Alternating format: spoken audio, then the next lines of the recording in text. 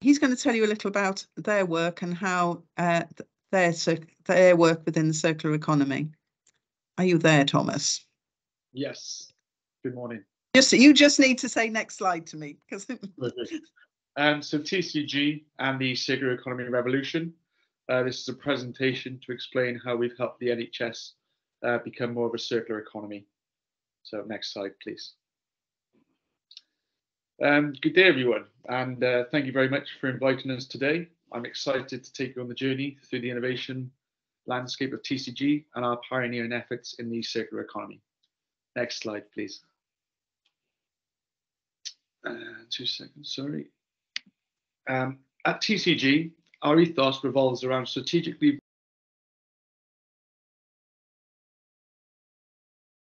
on diverting from the environmentally taxing routes of incineration and/or landfill, positioning us to the forefront of the circular economy movement. Next slide, please. So with the NHS, we had to first explore some of the products that they were looking at. So such items as the sterilisation wrap, the hospital curtains, and also very predominantly over COVID, we found about the face masks. So the NHS's collaboration catalysing sustainable healthcare. So a pivotal chapter in our narrative involves a strategic partnership with the NHS, where we catalyse a more circular economy within the NHS healthcare sector. Our technology transforms single-use waste materials, such as sterilisation wrap, the curtains and the face masks, into a valuable commodity. So we actually re-engineer the material back into its original state to be remade into new products. This not only contributes to environmental sustainability, but it optimises the resource allocation, directing more funds towards critical areas such as patient care and other critical areas that the NHS need the money for. Next slide, please. During our processes, we were able to make new products. So we've worked with many partners to make, we actually made a bucket in memory of my late father, Philip, who was the founder or one of the founders of the company. So we call it the Big Phil bucket. We've also been able to make 3D printing filament with many of the universities, and our partners over in Holland have actually made medical products from the waste that was produced from the hospitals. So that's a huge achievement for them. So pellets and 3D filament, they're integral to our success in the transformative process of creating new products from diverse materials, including sterilisation wrap. And obviously through our network, we've been able to achieve these new products. And we've also worked with a company called Airflow, who are a plastic injection moulding company who make a variety of different products, such as toolboxes and other items as well. And I believe they've also just produced a Christmas tree stand, which has won quite a few awards as well, as it's a more of a circular economy product, as it can be reused. And then if it gets damaged, it can be remade back into a stand as well. Next slide, please. Over the years, we've been very fortunate to work with many universities, and we featured a lot on Twitter, or X, formerly Twitter. So fostering innovation, working closely with universities and their students, we've explored opportunities to create new products that can be reintegrated into the NHS. This collaboration not only fuels innovation, but also creates a repetitive system of sustainability. So I've given a few examples here, as you can see in some of the images of some of the articles. So we had the pleasure of working with the Royal Cornwall Hospital, and they actually were processing, I believe, 10,000 face masks a day during COVID.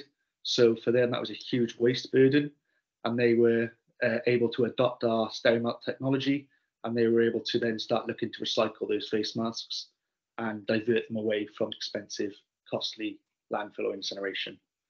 We're also featured on the CTV News in Canada, and if you can see the one image of the block with the plant pots on top, one of the actual presenters made a plant pot bench out of one of our blocks to place in her garden as a ornament, which was very nice. Next slide, please. So endless collaboration. TCG looked to become the gold standard in the NHS for recycling. So collaboration is key for us. We have countless NHS suppliers now looking to work with us.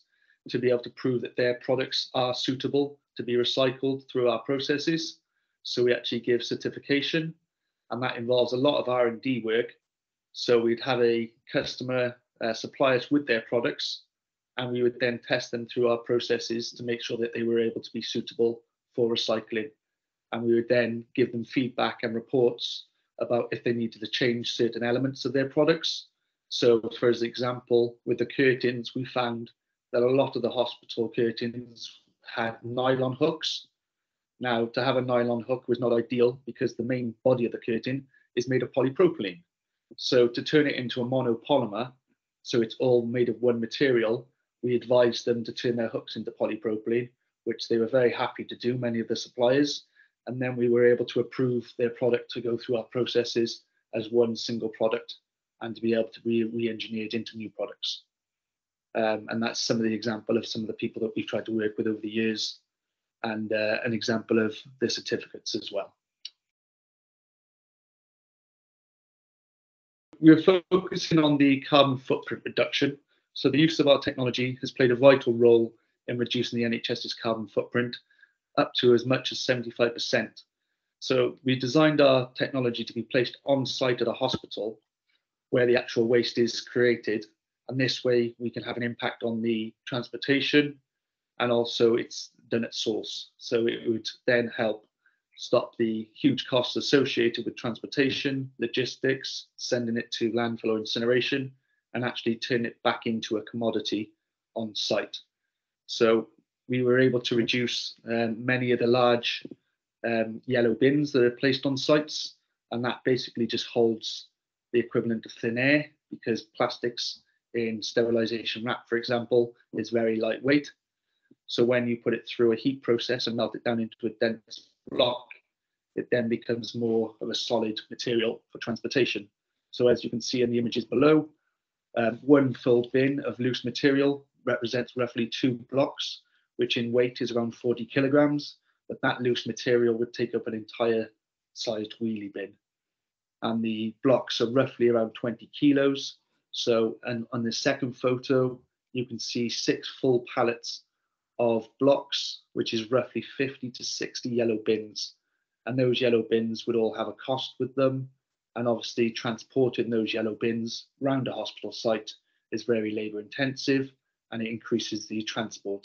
So we are focused there massively on transport reduction on site and huge cost savings. Next slide, please.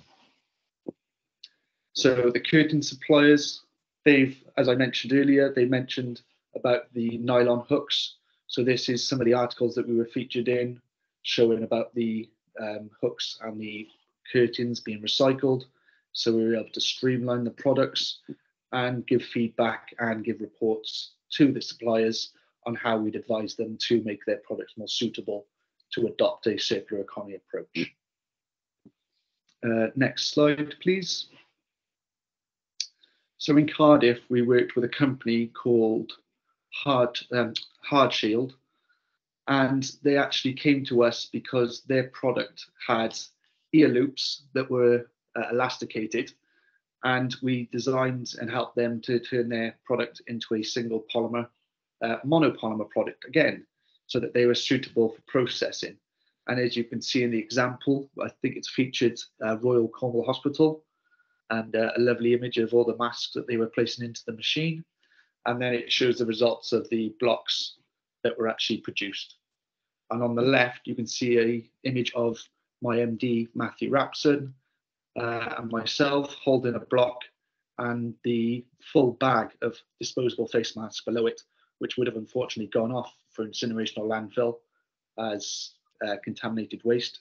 But now going through our processes, they were able to turn them back into a product and even look to turn them back into potentially face masks. And it just be able to create a continuous cycle of recycling and production of new healthcare products. We were also featured on many of the news sites, such as Sky News, the BBC, ITV News, Sky Oceans Plastics, and also other areas as well, which was fantastic. Next slide, please. So focusing on volumetric reduction in weight. Our utilization of volumetric reduction in weight technology enhances transportation efficiency, recovered resources in larger volumes on trucks, reduce the need for frequent transport, optimizing logistics. So the image below represents 4 cages of loose material. Now these cages take up a lot of space in a hospital. So being able to turn that material straight into a block, then placed onto a pallet, it means there's a lot more space for a hospital to have areas, because space is a huge premium at hospitals, as we are aware. So being able to help them with that was a huge plus for the hospitals, as it freed up a lot more space for more important things like patient care and people. We were also able to actually generate a revenue for the NHS. So instead of them paying up to £500 or even up to, I think we've seen £1,600 a tonne to get rid of their contaminated waste, they can actually get a rebate back per tonne of around £100 to £130 per tonne. So it actually completely changes the business case for them, as they can now actually generate a revenue from their waste and also look to be able to make products working with us and our partners. So that's a massive plus for the NHS. Next slide, please.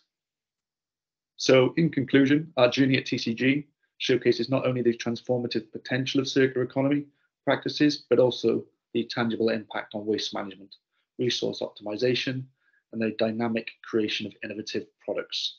We're excited about the prospects of contributing to the success of Clean Growth Innovation Community Programme, and I welcome any questions you may have. Thank you very much.